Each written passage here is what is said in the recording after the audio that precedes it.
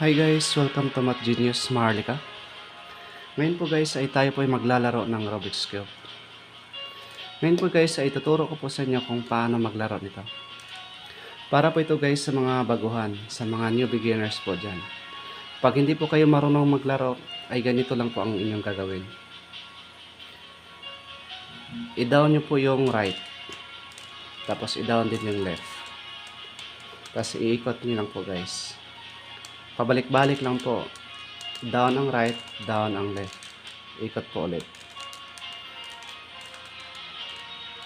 Ganun lang po guys. Pabalik-balik lang po yung ikot.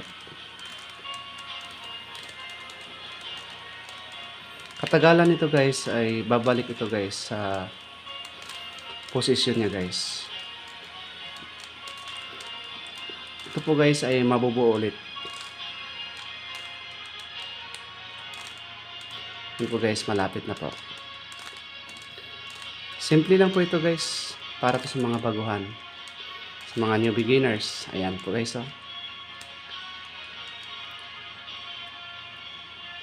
Napakasimple lang yun guys. I-down nyo lang yung right.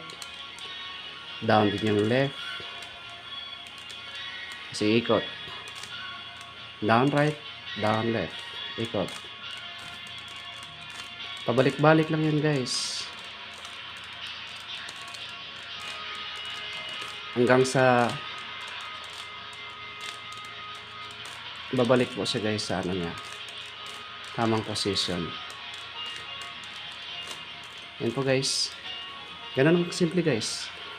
Thanks for watching.